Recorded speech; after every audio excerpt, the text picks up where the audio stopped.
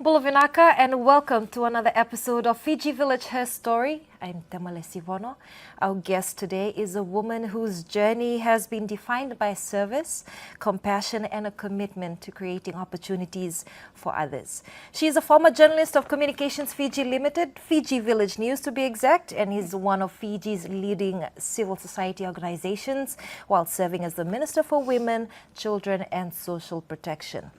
Tonight we go beyond the title of minister and we will hear the woman behind the role. How are you tonight, Madam Sashi? Very well. Good evening and thank you for this time. Thank you for being here. Before we talk about you as a minister, politician and an advocate, who is Sashi Kiran? A girl from a rural area who grew up and appreciates her extended family and extended family values. Fiji lives in her soul, and meditation and reflection is a great part of her life to see how you can improve. One can improve on a daily basis. Now, you have worn many hats: journalist, community worker, founder, advocate, member of parliament, and now minister. Which role has shaped you the most and why?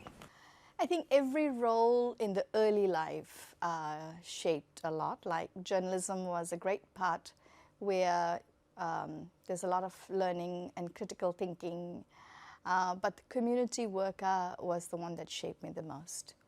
Being able to work with people, see the strengths, the resilience, look at the problems, the problem solving, and the exposure that gave me to people in Fiji, but also around the world, looking at global issues and then looking at our issues in perspective, really shaped who I became. Right. Now, many people talk about poverty from a distance, but you spent years working and walking alongside families facing hardship. Now, what is one story or encounter that has stayed with you and continues to drive you? Well, there are many, many stories. Farmers who got evicted, women, youth, but maybe in particular I saw women in particular who needed income generation support. I remember one older woman who was looking after her husband and was really struggling doing house help here and there. And she brought us a recipe and we were able to provide for her a channel where she could develop and sell, and she was amazing. She said she was able to pay off her house, bought the jewelry she dreamt of, she could travel, and there were many such stories. And that taught me that our women do have a lot of skills, and what they need is a bit of support and marketing. And it defined the last 20 years or past before I joined government. But also right now, the kind of work that I'm trying to do right now is how do you develop markets for people so they're able to develop products and sell and be able to live with dignity. That really taught me a lot because I did a lot of research. I researched everything that's being imported, everything that our people have and how it can be converted. Yeah, I think a lot of work needs to happen where we think people are poor, but a little bit of lifting can really take them far. I want to go back to your childhood. What kind of child were you growing up? I grew up in an extended family. Even though we sort of were each nuclear family, my father's father had come in Girmit. So we grew up with a lot of elders being told off to do this or that. And I remember one of our older aunts who died just recently, when we'll fight, or the cousins, older cousins would bully. I was the youngest of 90 plus cousins. And when the boys will bully us, she'll say, give it back to them and you solve your own problems. So I think from very early we were taught to fix your own problems. But also younger than me, there was a cousin who has passed since.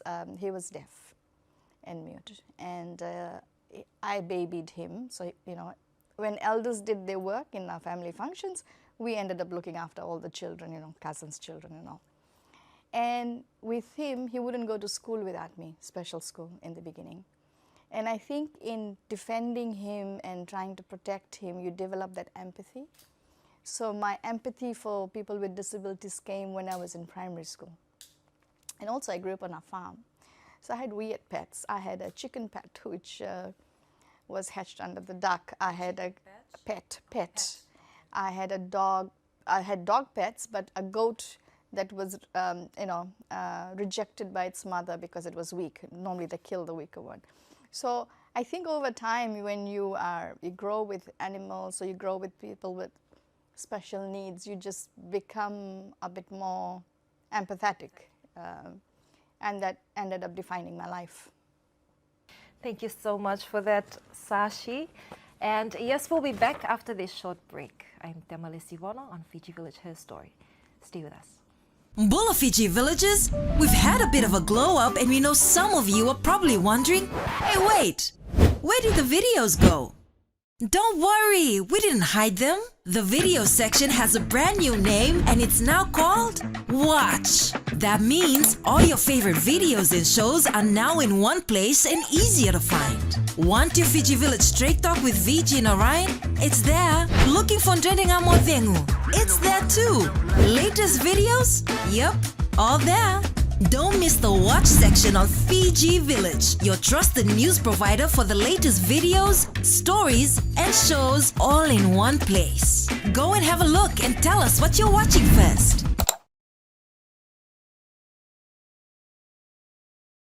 Welcome back to Fiji Village Her Story. I'm Temalesi Vono, joined by the Minister for Women, Children and Social Protection, Sashi Kiran.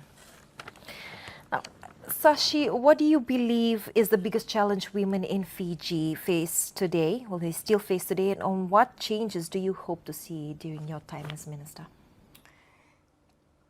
Biggest challenge our women face is violence. Women, children, older persons. So violence is one of the biggest challenge that we face. And we're putting a lot of different programs and mechanisms and awareness and hoping if we can halt violence against our women and children, that would be great. But also drugs and HIV has become such a challenge. And if we are able to rehabilitate and stop that from happening to our children and our women, I think that would be a lot of progress. Have you received criticism at any stages of your journey, especially after entering politics? After entering politics, I believe there's a lot, but on places like chat and TikTok, which I'm told about, but I'm not there, so I don't see it. But criticism has been very much part of life. I don't know if you remember when COVID first came to Fiji. There was a function where it was found to be. So there were about 37 people, I think, who were isolated, suspected to have COVID. And everybody knew, everybody was scared and nobody knew what to do. So the DO came to me, District Officer Latoka, and said they need food and supplies and nobody wanted to take it. So I took it with him. So physically we went with our masks. But those 3 to 6 months, the way it evolved, we were delivering food and medical and everything we could.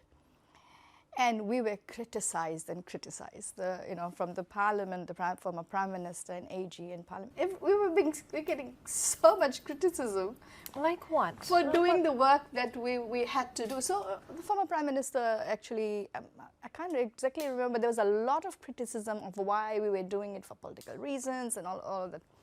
And we couldn't say the need was there because we didn't want to imply the civil servants. Right. But all that work, so criticism at the highest level came. I don't ever remember anybody saying thank you. Not that it mattered, but criticism became part of that life, but what mattered was delivery of service. There was so much need and so much urgency. And I still carry the same. And I reflect, I meditate and reflect. And recently somebody was talking to me about this, and I was thinking, today, I've been in the ministerial seat only for 1.5 years. And a lot more was done in my previous position. But if you ask me today, the amount of work we're doing for women, children, older persons, disabilities, so much that needs to be done. If you want to squeeze one more drop out of me, probably I don't have it anymore.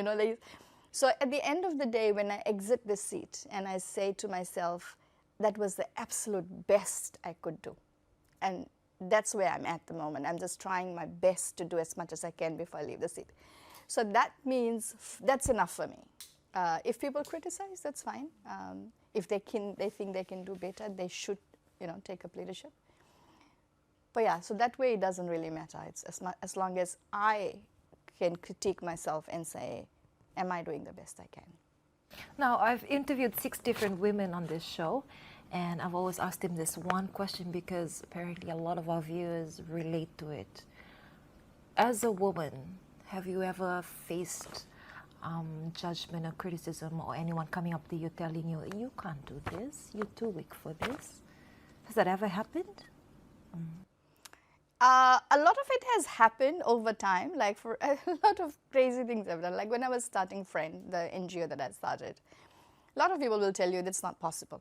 Economic empowerment, income generation, products won't work. Or this, I remember when we were starting to sell our products, business people told me again and again, this can't work, like on your face. So I was told, but I didn't believe that. As long as I believed it was possible, I just kept at it.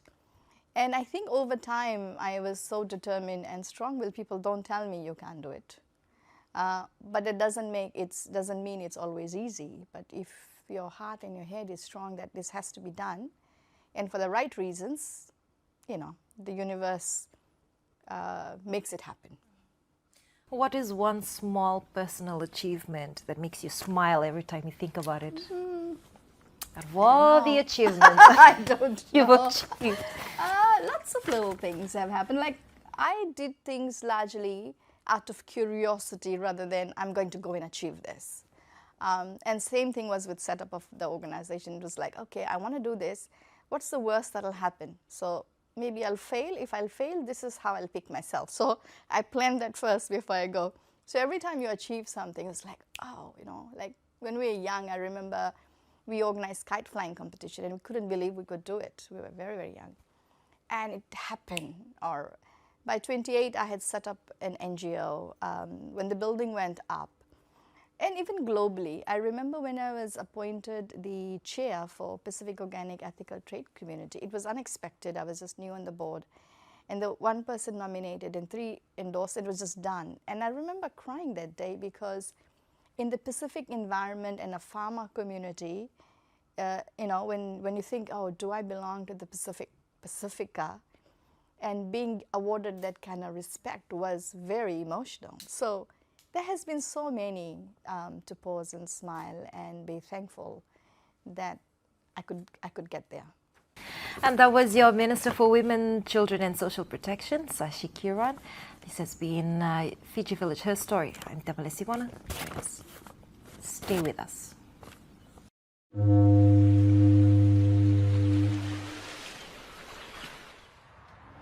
Every day, thousands of Fijians turn to one place to know what is happening, for the stories that matter, for the moments that bring us together, for the news you trust.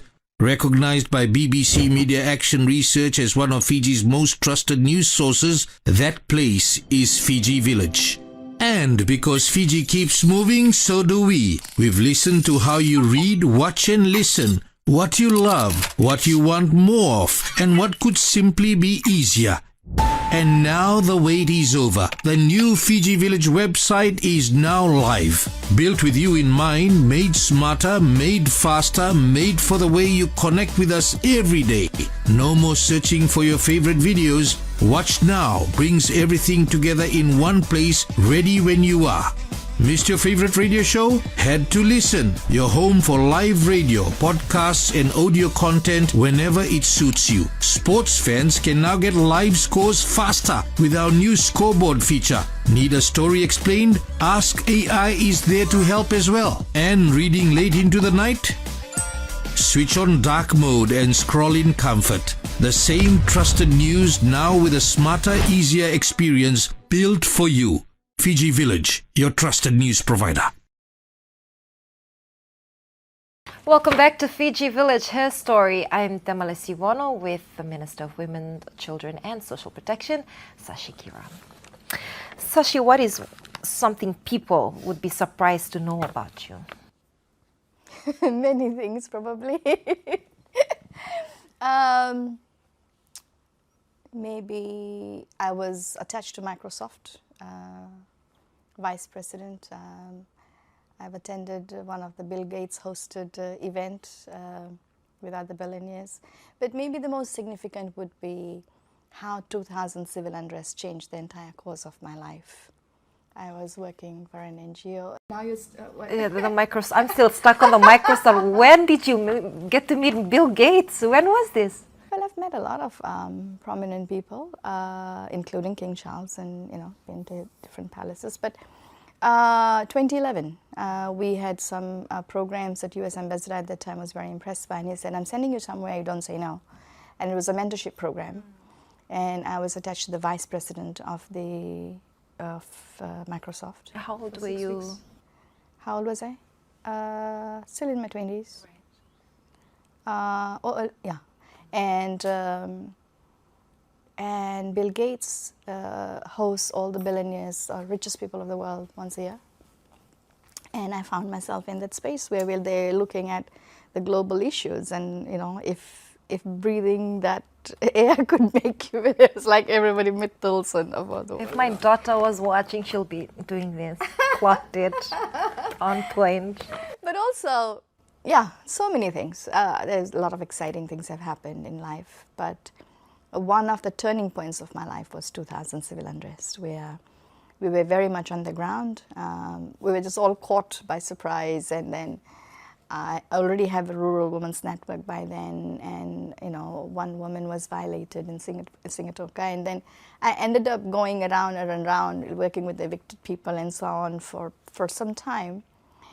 And then I was asked to become a peace facilitator, and I went into the indigenous Fijian community, how the perpetrator-victim perceptions were there. And when I went into that community and other communities, I realized that for the first time, I realized that in Fiji, everybody thinks of themselves as a victim. And I started doing a lot of peace work, between the ethnic groups. And the NGO I created was all about how do we build the ethnic groups together, even though it was more economic. And I was very saddened at the time that everybody said, I don't have the mandate. Like, it was so chaotic, nobody was actually getting up to help. So when I set up the organization, the first value was humanity, that we will act beyond, there should be no mandate to work for humanity. So then we ended up doing a lot of disaster relief work, because if people are in need, you need to be on the ground. So I think that, I was still in my late 20s, and 2000 basically stopped life.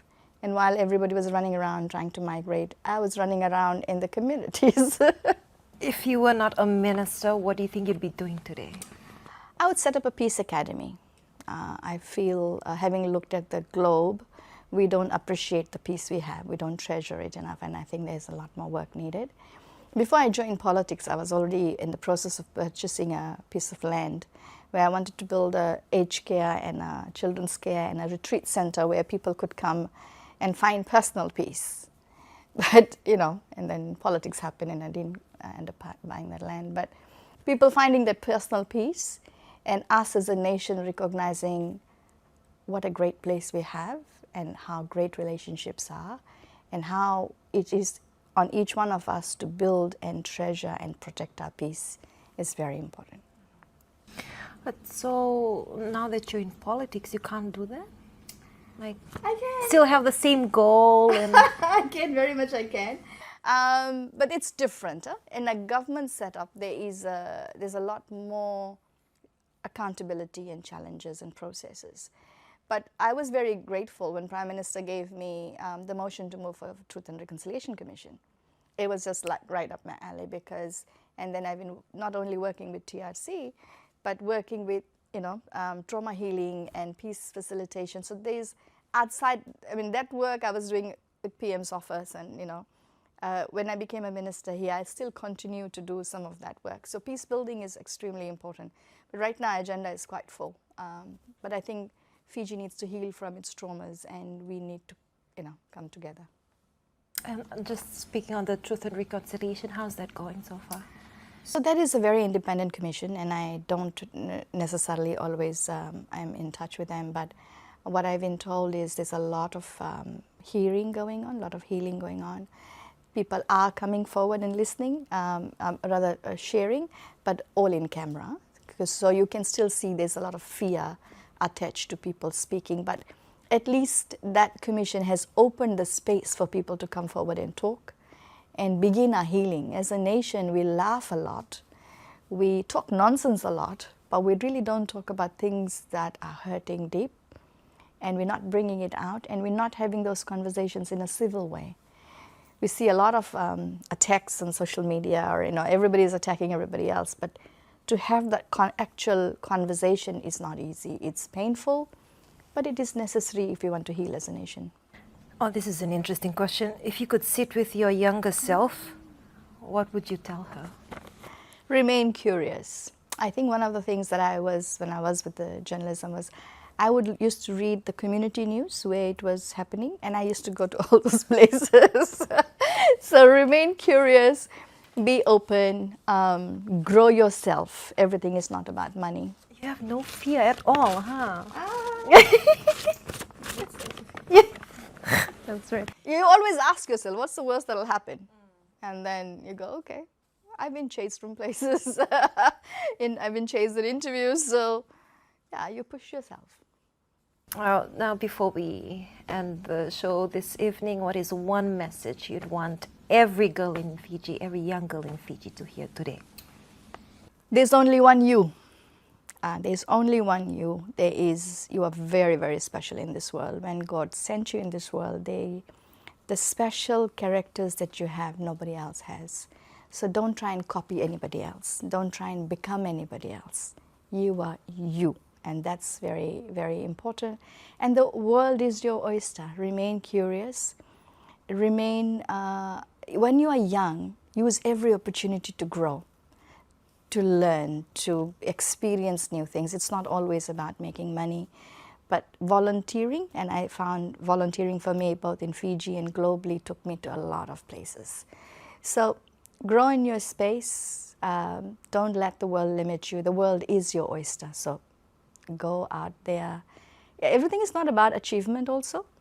And it's okay if you fail, dust yourself, get up and keep going. Lovely message. Thank you so much, Madam Sashi, for sharing your story with us. Thank you for your openness in giving us Fijians the glimpse into the experiences that have shaped the person you are today. Thank you so much for this time. And yes, thank you to everyone who are joining us, who joined us for today's episode of Fiji Village Her Story. I'm Temalesi Vono. Have a good evening.